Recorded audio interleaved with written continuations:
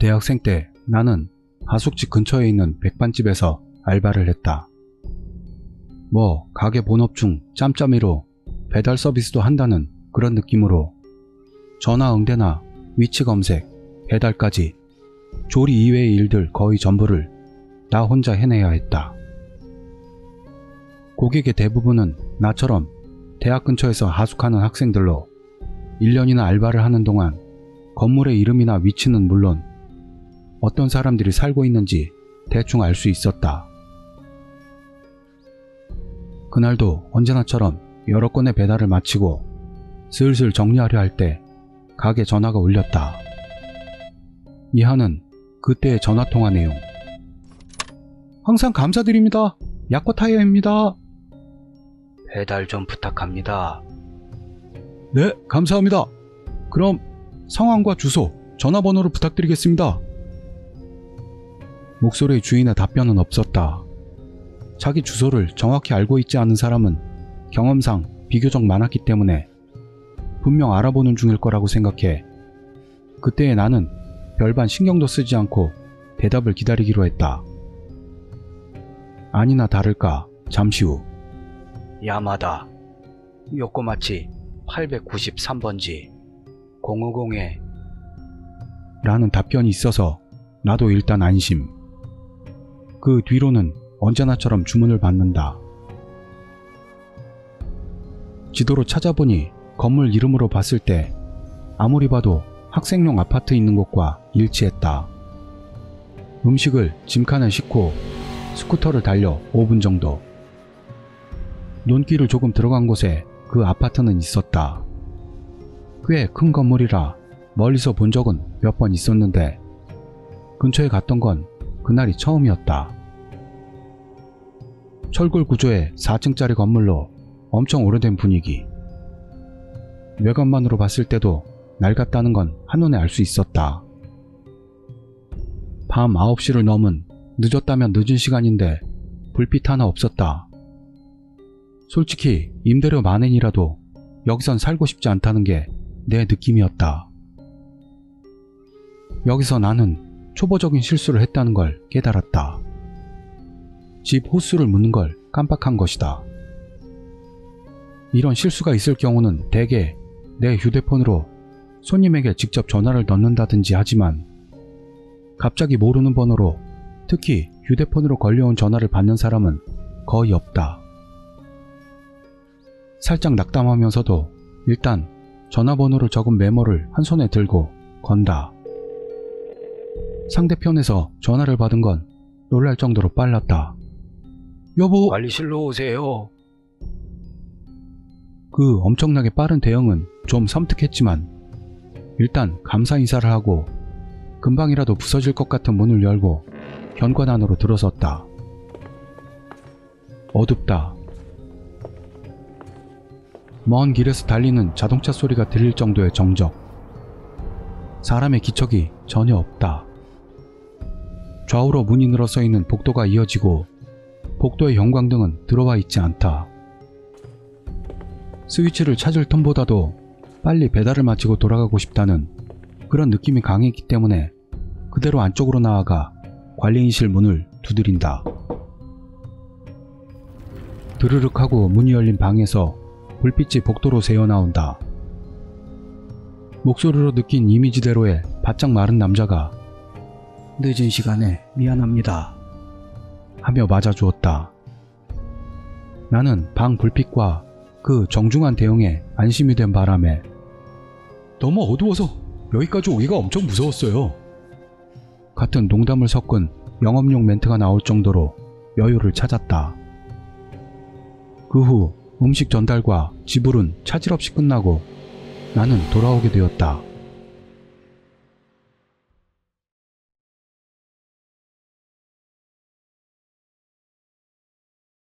그때부터 폐점 시간인 밤 10시까지는 점장과 잡담을 하면서 청소와 정리를 한 후 그날의 매상을 체크하는 언제나의 흐름으로 돌아왔다. 주문을 받은 전표를 대조해가며 계산기를 두드리는데 2,000엔 이상의 매출이 부족했다. 10엔 언저리의 차액은 덜어 있어 내가 채워넣은 적은 있었지만 이 차액은 너무 크다. 옆에서 정산을 지켜보던 점장도 짐작 가는 데 없어. 라며 고개를 갸웃대고 있었다. 지폐 한 장 떨어뜨리는 일은 있을 수 있어도 금액이 너무나 어중간해서 그날 배달을 돌았던 전표 액수와 차액을 다시 대조해 나간다. 답은 바로 나왔다. 그 아파트에 배달 갔던 때 전표에 있던 금액만이 쏙 빠져 있었다. 아마도 그 아파트에 배달 갔다 돌아올 때 돈을 어딘가에서 흘리고 온 것 같다는 걸 설명하자 점장은 더욱 고개를 갸웃대더니 이렇게 말했다. 아파트 이름 헷갈린 거 아니야? 다시 제대로 알아봐.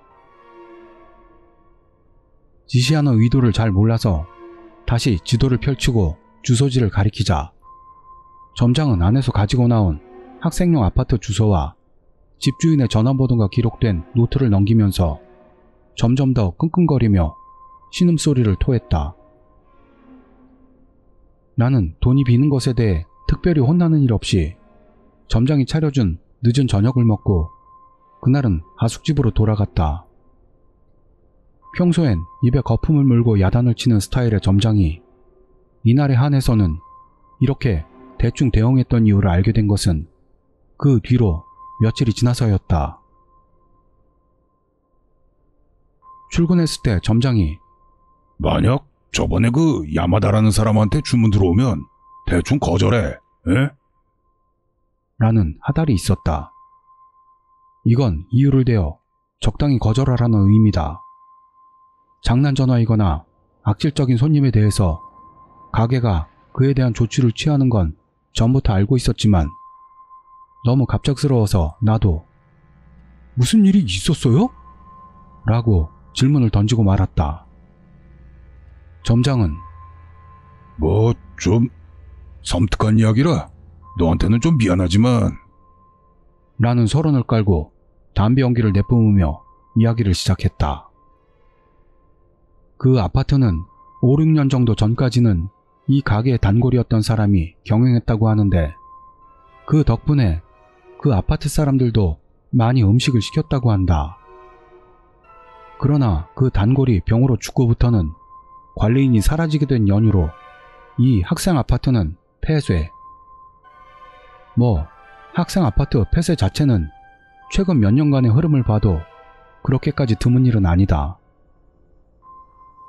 거기까지가 점장의 이야기.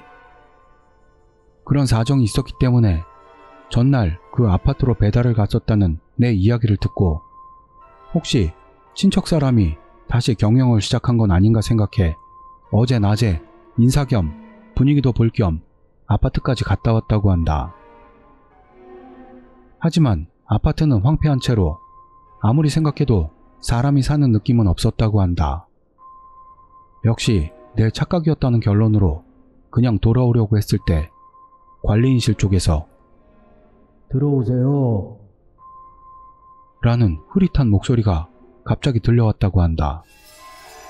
엄청 놀라서 그 자리에 굳어버렸다고 하는데 들어오세요 라는 목소리가 다시 한번 들려와서 조심조심 문을 열었더니 관리인실 안은 난장판이 되어 있었고 몇 번을 불러봐도 그 뒤로는 대답이 없었다고 한다. 점장은 아파트를 뛰쳐나와 대낮인데도 불구하고 쏜살같이 도망쳤다. 그러다가 발밑을 본 점장은 깨달았다고 한다. 그때 내가 배달했을 음식이 바닥에 흩어져 있다는 것을. 그 이상은 듣고 싶지 않았다. 귀신이든 뭐든 나는 그 정체도 모를 아파트에서 정체도 모를 것과 대화를 나누고 말았기 때문이다. 내가 받아 적었던 전화번호로도 전화해본 것 같은데 연결이 되지 않은 것 같았다. 물론 나는 발신 이력을 지웠다. 몇 달 후 나는 가게를 그만뒀다. 1년 반을 근무했기 때문에 슬슬 환경을 바꿔보고 싶다는 이유를 댔지만 일을 하고 있으면 아무래도 계속 그 일이 머리를 스쳤다. 그만두기로 결정한 것은 그 사건으로 한 달이 좀 지났을 무렵. 다시 그 야마다에게서 전화가 왔다. 나는 일부러 점장에게 들리도록 야마다님이시라고요? 라며 떨리는 목소리를 필사적으로 억누르며 복창하고, 그것을 보고 있던 점장이 자기를 바꿔달라는 손짓을 한다. 그러더니 배달 서비스는 당분간 보류 중이라고 거짓말을 쳤다. 전화를 끊을 때 점장의 얼굴이 분명히 동요하고 있는 것을 알았다. 점장은 나를 보더니 이렇게 말했다. 지금부터 가게로 온다는데? 이젠 한계였다. 그날 결국 야마다라고 칭하는 것은 오지 않았다. 나는 도심 지역으로 거주지를 옮겼고 알바를 그만두면서 가게와도 소원해져 그 이후의 일은 모른다.